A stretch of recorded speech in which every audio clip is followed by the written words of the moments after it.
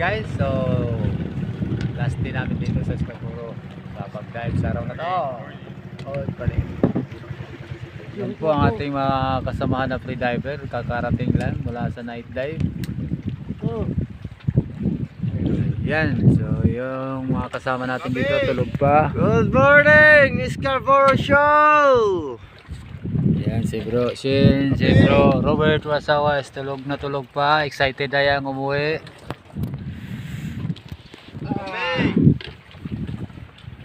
Kape kayo dyan. Tinakbakan nyo talaga.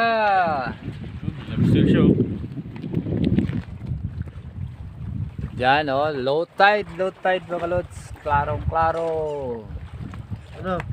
Kita.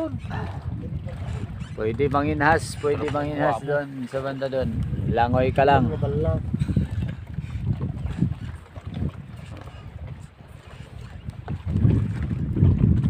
So yan po. Good luck. At sa araw na to, pwede na naming maiuwi ang lahat ng huli. Dito po ay ang last dive natin dito sa trip na to. So excited tayo mga lods. Dito bumaba tayo sa isang wall. Medyo malalim at maagos ang area na to.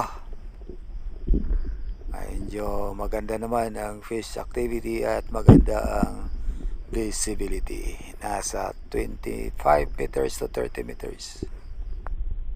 Ito ay nasa baba lang ng anchorage namin sa aming motherboat. At dito may nakita tayong mga unicorns, Naso unicorns, kaya yan tinira natin. So this is my first fish of the day. Dito lang sa malapit sa aming bangka.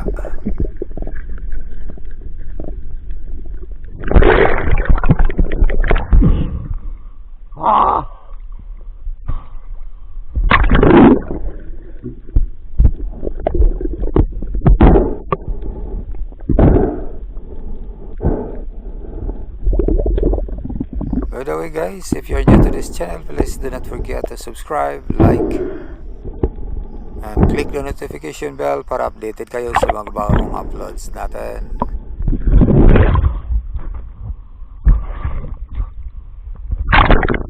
So ayan po, unti-unti na natin naiangat ang ating huli na isang Naso unicorn.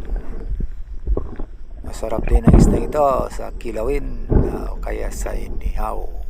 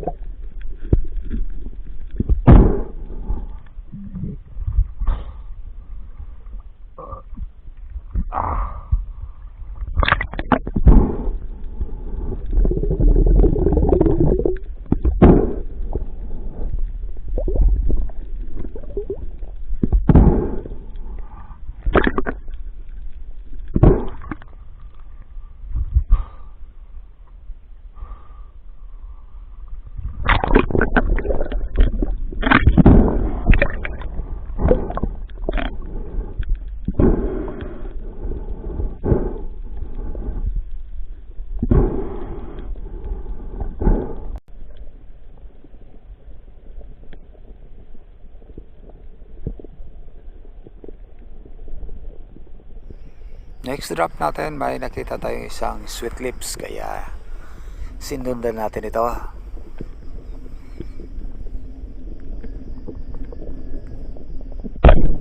Ayan, at maganda ang patama natin dyan mga lods.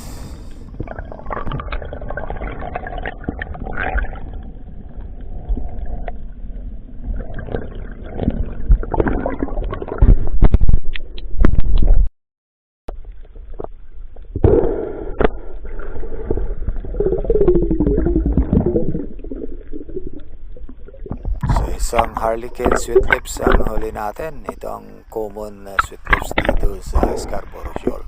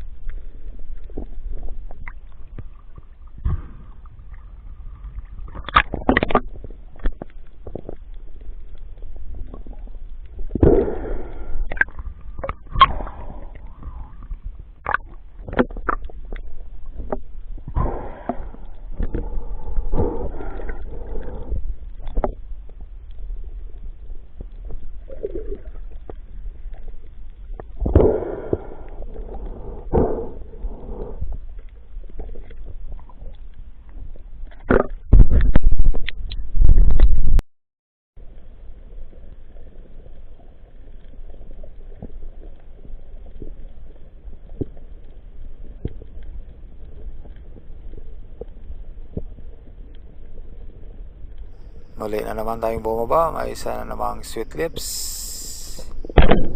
Ang tinogis natin at tinamaan din. May kalaliman ang spot na to. Nasa wall hunting tayo. So mga drop shot lang ang ginagawa natin.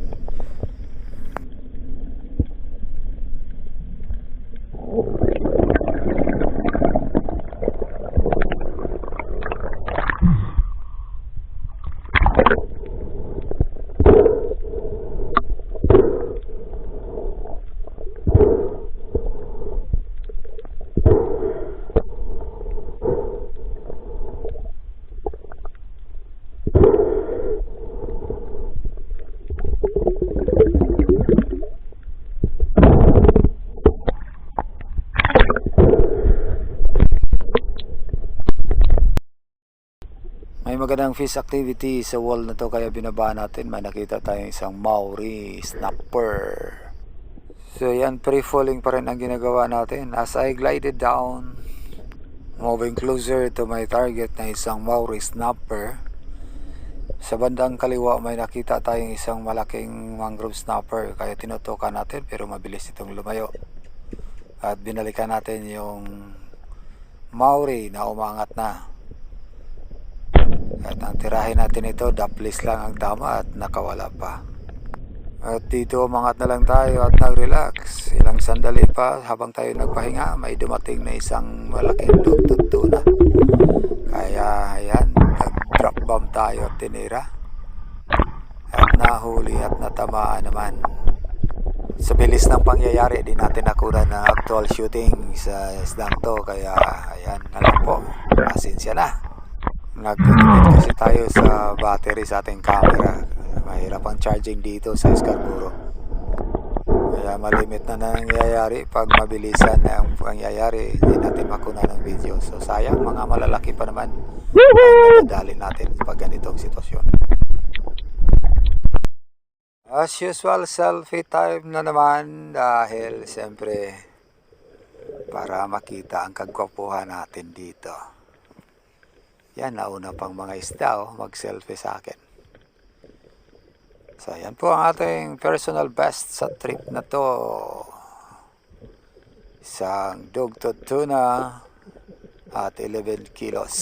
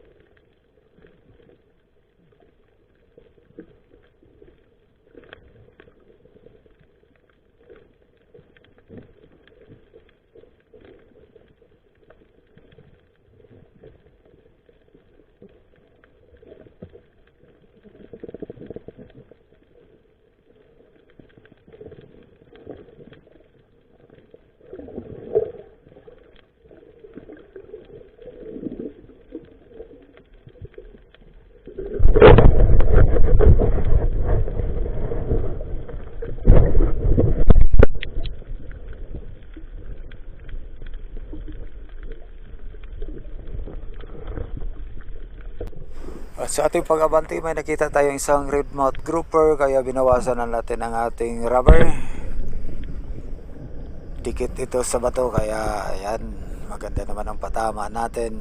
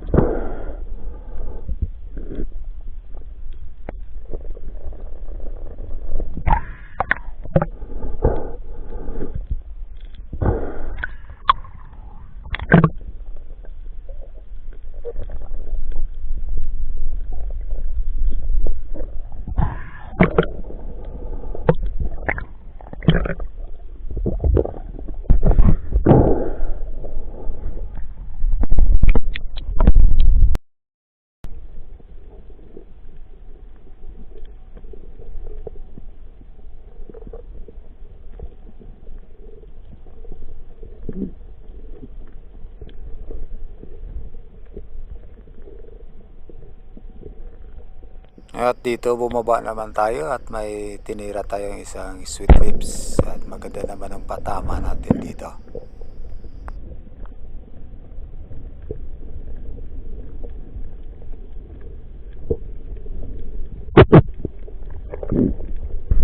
At pag-angat natin, nakita natin si Bro Shen Dumaran.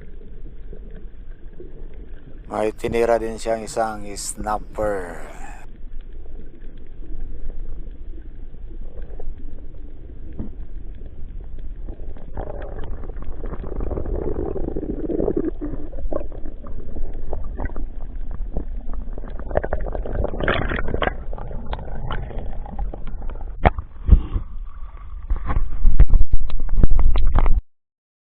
Muli akong bumaba at nag-drop shot sa isang bluefin tree valley. Ayan, tinamaan din.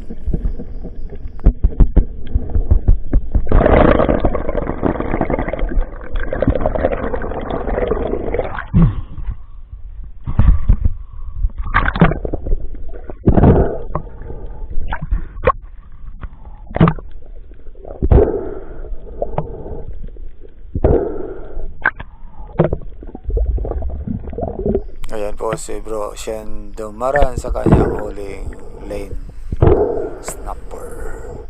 At sa akin naman, isang bluefin tree valley.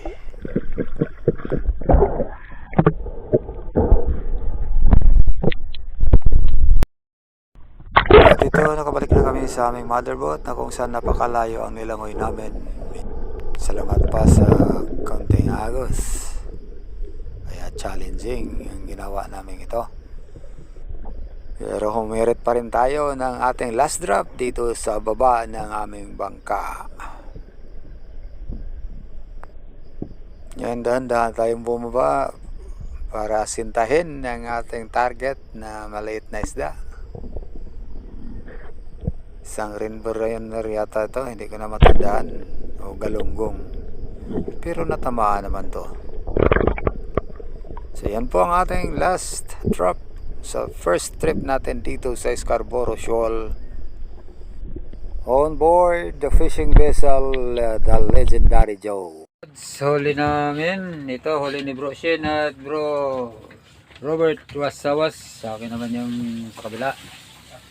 May dogtot ako, may unicorn, may sweet lips, may mga mulmol sa ilalim. Bahala na kayo dyan. Last time namin ito. Uwi na kami bukas. Personal best ko sa dogtot tuna at 11 kilos. Thank you, Scarborough Shoal. Patihaya, ba't patihaya? Paano ah? Gusto mo patayo? Ay, tamanting ka nakahiga. Yung isda ba? Patayo. Patagilid. Apa. Mga lods, ang huli ni Bro Dixon at ni Bro Apo Jukay sa last dive. Huli sila pag akyat. Yan naman, ang dami ng huli nila. May lobster pa, oh. Alright. Ay, natanggal yung kamay. So ito po ang motherboat namin, fishing vessel na the Legendary Joe with both Captain Kapitan Wasalak ng Katu Infanta Pangasinan.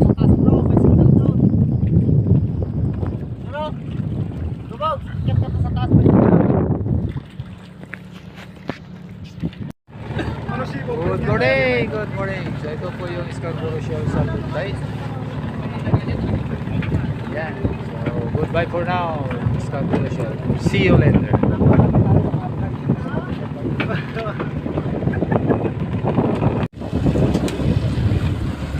Yan mga lods, naghahanda ng lahat para sa pag-uwi. Kasalap na ang mga bangka na maliliit. Hilo yung iba. Yan, si Bro Robert excited na yan. Hindi naman halata.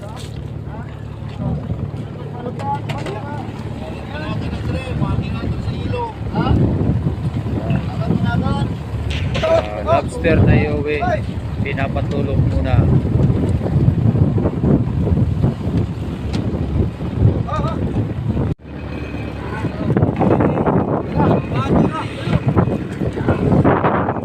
Ganyan po ang pangangat ng maliliit na bangka dito mga lods.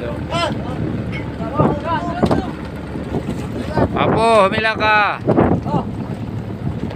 Yan, malalakas po mga yan.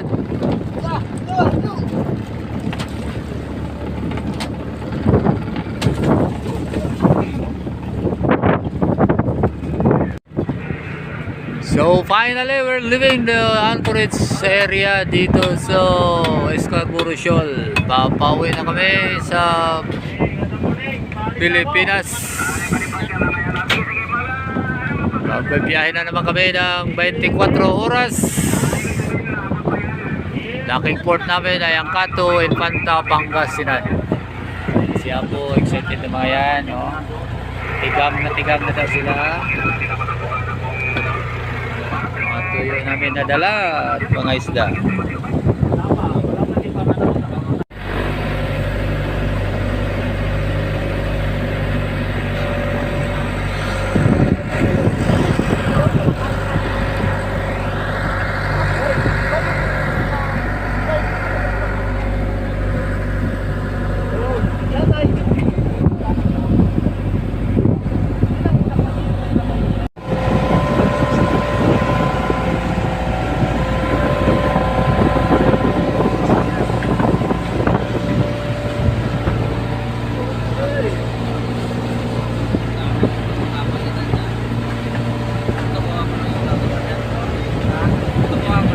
Good morning guys, so dito nakabalik na kami sa Infanta, Pangasinan.